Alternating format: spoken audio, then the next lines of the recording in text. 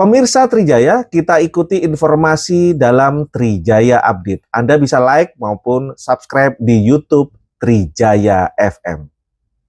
Kita ke Jawa Barat, pemirsa. Sejumlah penambang tanpa izin alias peti di kawasan Gunung Pongkor, Kabupaten Bogor, Jawa Barat diduga keracunan gas. Bentar, saya ambil alih dulu, mungkin nggak dengar. 5 orang dilarikan ke klinik terdekat dan belum diketahui berapa jumlah korban yang masih terjebak di dalam lubang. Pencarian dihentikan karena faktor cuaca. 5 orang yang mengalami sesak nafas harus mendapatkan perawatan. Menurut manajer PT Aneka Tambang, Nelius Rahman, kepulan asap tebal berasal dari tiang kayu penyangga yang terbakar hingga mengeluarkan zat karbon berbahaya untuk dihirup. Munculnya asap itu dari mana masih ditelusuri. Dari tim dari Antam sendiri belum dapat masuk ke dalam tim lokasinya karena tadi sudah disampaikan bahwa kadar karbon monoksidanya masih belum memungkinkan dari tim Antam untuk masuk ke dalam lokasi. Atau yang diindikasikan berasal dari terbakarnya kayu stapling atau kayu penyangga. Kondisi tersebut mengindikasikan adanya peningkatan konsentrasi gas karbon monoksida atau CO di atas ambang yang dianggap aman, bahwa tidak ada korban terjebak sebanyak 700 jiwa. Kami meluruskan pada kesempatan ini bahwa hal itu keliru. Dan pemirsa, untuk mengetahui situasi terkini sudah terhubung dengan rekan kami Wildan Hidayat di Kabupaten Bogor, Jawa Barat. Selamat malam Wildan, bagaimana perkembangan situasi pasca 5 pekerja tambang ilegal ini mengalami keracunan karbon di sana? Ya, baik. Pemirsa, saat ini kondisi di wilayah Kecamatan Nanggung berangsur sudah mulai membaik, mengingat tadi sekitar pukul 8 atau pukul 20 waktu Indonesia Barat, di sini digelar konferensi pers antara Forkopimda yang dihadiri oleh Bupati Kabupaten Bogor, Kapolres Bogor, serta dari manajemen PT Antam itu sendiri. Dan pihak manajemen PT Antam sendiri menyatakan bahwa memang ada kejadian yang kebakaran di dalam land atau mining PT Aneka Tambang tersebut. Dan tadi memang pihak PT Antam membenarkan kejadian tersebut, namun ada hal yang berbeda, yaitu pada saat dikonfirmasi oleh sejumlah sejumlah wartawan bahwa tidak benar adanya korban yang berada di wilayah Antam itu sendiri. Namun menurut Kapolres Bogor tadi pihaknya akan melakukan penyelidikan lebih lanjut. Demikian. Ya, Wildan, saya konfirmasi kembali, apakah dugaan adanya korban ini merupakan penambang ilegal atau memang terdaftar sebagai pekerja resmi dari Antam?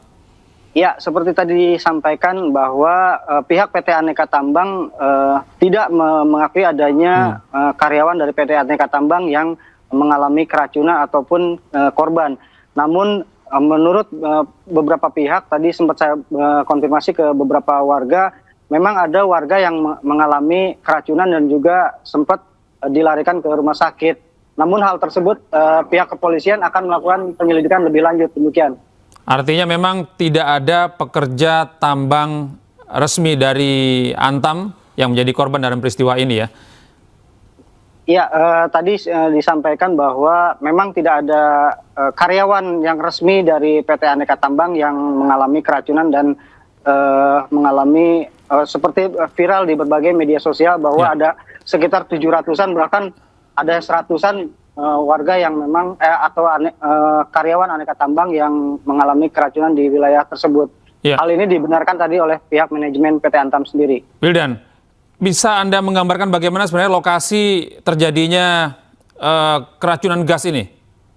Ya, untuk diketahui bahwa lokasi Gunung Pongkor ini berada di kawasan Gunung Pongkor, wilayah Nanggung. Namun hal ini ada di wilayah PT Aneka Tambang yang merupakan tambang emas yang disetujui oleh pihak negara dan mendapatkan izin resmi dari negara bahwa PT Aneka Tambang ini mengolah emas secara legal.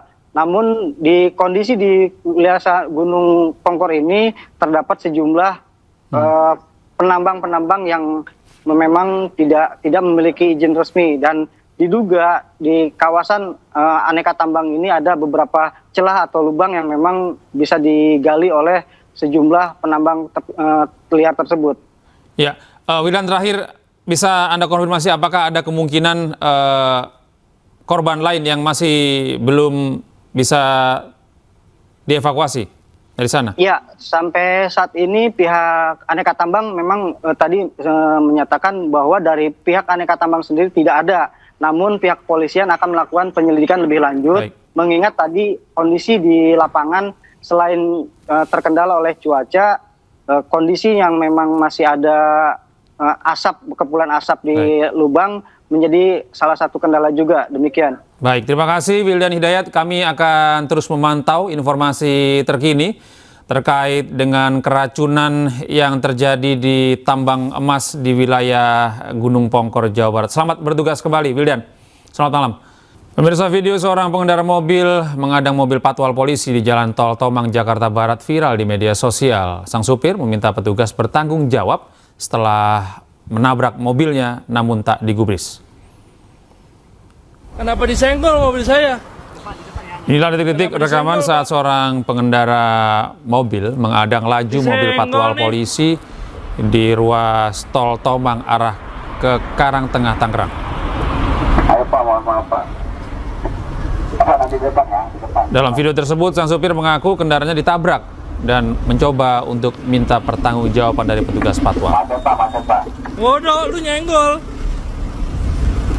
Meski demikian, petugas hanya meminta maaf lewat pengeras suara dari dalam kendaraan. Kenapa disenggol, Pak?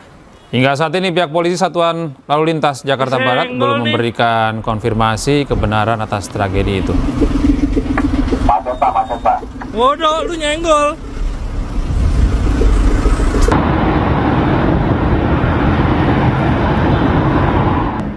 Beralih ke informasi berikutnya, pemirsa. Korban dugaan penipuan trading kripto oleh YouTuber Timothy Ronald menjalani pemeriksaan sebagai pelapor di Polda Metro Jaya.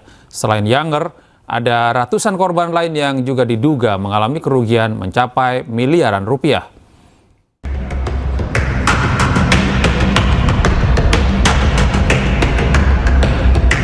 Usai diperiksa, Younger menjelaskan kronologi dirinya bisa menjadi korban atas kasus dugaan penipuan investasi kripto dengan terlapor Timothy Ronald. Younger yang didampingi kuasa hukumnya mengaku tergiur ajakan untuk investasi dengan imbalan mendapatkan keuntungan mencapai miliaran rupiah. Younger dan korban lainnya menjadi member dari komunitas Akademi Kripto, sebuah komunitas yang didirikan oleh Timothy Ronald bersama rekannya Kalimah Sada. Saya tergiur karena ada bukti signal bahwa dia mengatakan dari 2 juta itu bisa jadi 2 miliar. Beli koin apapun bisa untung. Dan saya kenanya tuh di koin mata ini. Dan ada indikasi dia kasih PDF itu menjanjikan profit 300 sampai 500%. YouTuber sekaligus influencer keuangan Timothy Ronald bersama rekannya Kalimah Sada dilaporkan karena diduga mengajak anggota komunitas untuk berinvestasi pada sejumlah aset kripto dengan modus tertentu. Sekitar 3.500 orang diduga mengalami kerugian dengan estimasi nilai mencapai lebih dari 200 miliar rupiah. Hingga kini pihak Timothy Ronald belum ada klarifikasi perihal laporan dengan kasus penipuan investasi kripto yang ditujukan kepada dirinya. Tim Liputan iNews melaporkan.